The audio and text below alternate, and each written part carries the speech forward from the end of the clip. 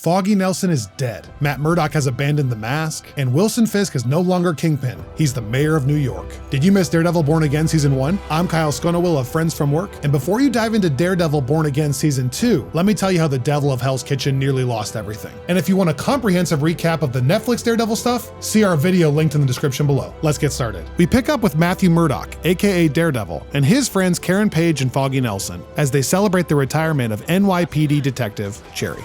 All seems to be going well for the crew until they are suddenly and viciously attacked by Benjamin Dex Poindexter, aka Bullseye. In a shocking turn of events, Foggy Nelson is brutally murdered by Dex during the skirmish. Heartbroken, Matt throws the assassin from the roof of the bar along with his own mask, seemingly putting an end to both Bullseye and Daredevil. Fast forward 1 year. Matthew has left his alter ego behind, opening his own law firm with fellow defense attorney Kirsten McDuffie. Dex is sentenced to a life in jail, and Karen Page has moved to the West Coast in search of some peace. Sensing that Matthew may need a push to finally move on, Kirsten sets her partner up on a blind date with a therapist named Heather Glenn. The two hit it off and begin seeing each other. Now let's pause there for a second because I know what you're thinking. What about everyone's favorite crime boss, Wilson Fisk, aka Kingpin? Well, after his adopted daughter Maya Lopez, aka Echo, shot him in the face way back in the Hawkeye finale, Fisk wound up in the hospital for a long while, which, fair. When he finally woke up, he learned that his wife Vanessa had been successfully running his criminal empire in his absence, and his daughter had left the city behind. For the first time in a long time, Fisk had no clear purpose or plan. But even when you take the player out of the game, you can't take the game out of the player. After a brief excursion to Oklahoma and an unsuccessful attempt to bring Maya back into the fold, check out Echo on Disney Plus for more, Fisk decided to return to his home city, not as the kingpin of crime, but as the mayor of New York. In a shocking upset, Fisk wins his campaign on the platform that the rent is just too dang high. Wait, no. I mean, he promises to remove all vigilantes from New York, including the closest thing to a Spider-Man reference that Sony will allow. In a riveting conversation, their first face-to-face confrontation in years, Fisk and Matt threaten that if either person returns to their old ways, Daredevil or Kingpin, there will be consequences. Alex, what is foreshadowing for 500? Later, we get to see Lawyer Murdock in action. Matthew takes the case of Hector Ayala, who has been wrongfully accused of murdering a cop. During a trial, Matthew reveals Hector to be the masked vigilante White Tiger. With witnesses proclaiming the good deeds of White Tiger, Matthew is victorious in court and Hector is set free. That night, in a super dark twist, the kind that only a Daredevil show can bring, Hector is murdered by a man wearing the Punisher logo. After Hector's niece, Angela Del Toro, convinces Matt to take a closer look, he soon discovers that this dime store Frank Castle is just one of many corrupt cops carrying out the twisted agenda of New York City's new mayor. Not great. Matthew tracks down Castle himself and accuses him of inspiring the copycat killers. That goes about as well as you'd expect. Feeling frustrated and helpless, Matt contemplates picking up the Daredevil mantle once again. Meanwhile, Fisk and his estranged wife Vanessa use promo code Friends from Work on BetterHelp and start attending couples therapy with Heather Glenn. Yes, the same Heather that's currently dating Matt Murdock. Uh-oh.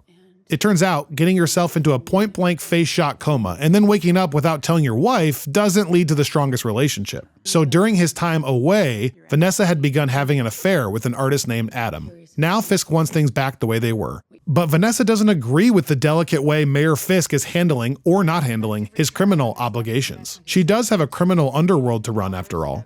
So how does Fisk cope with all this? By eating a fancy dinner next to an imprisoned and tortured Adam. Obviously. But it's not all fun and rage feasts. Fisk really is trying to be the best corrupt mayor he can be, recruiting a growing cadre of bad cops and shady associates to force his city into submission. His efforts don't go unnoticed. While Fisk's no-nonsense approach garners some support from the citizens of New York, some, like Police Commissioner Phil Gallo and up-and-coming reporter B.B. Urich, see something darker at work. Still wrestling with the idea of returning to Daredevil, Matthew stays busy fighting crime through the court system, and occasionally via other methods slightly outside the law.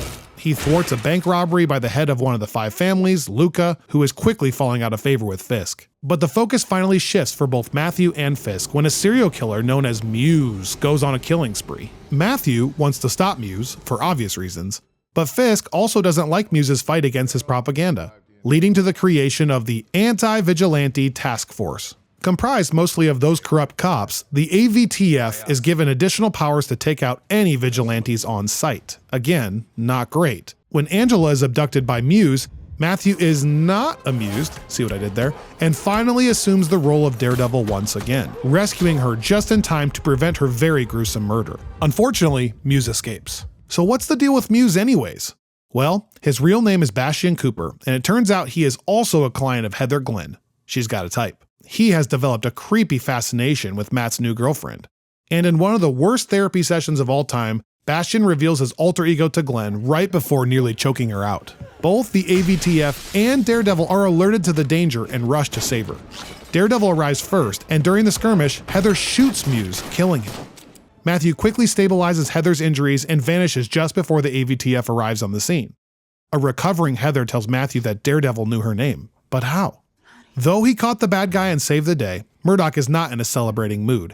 Fisk gives all of the credit for stopping Muse to the AVTF, declaring them heroes. Matt is consumed by the thought of Fisk rising to ultimate power and being viewed as a hero, especially by his girlfriend. And Heather, unaware of Matt's dual identity and his past with Fisk, doesn't understand why her boyfriend is so obsessed with the mayor of New York. But as Heather and Matthew begin to fall apart, Vanessa and Fisk's relationship is better than ever. Fisk's AVTF is giving him a whole new level of control over New York City, while Vanessa continues to consolidate the power by murdering those in her way, like Luca, head of one of the 5 families. That brings us to Episode 8. Episode 8 of Daredevil Born Again is an absolute masterpiece, and it features Wilson Fisk at his all-time worst, and therefore best. He tells Vanessa that he is holding Adam captive and watches as Vanessa murders Adam in front of him.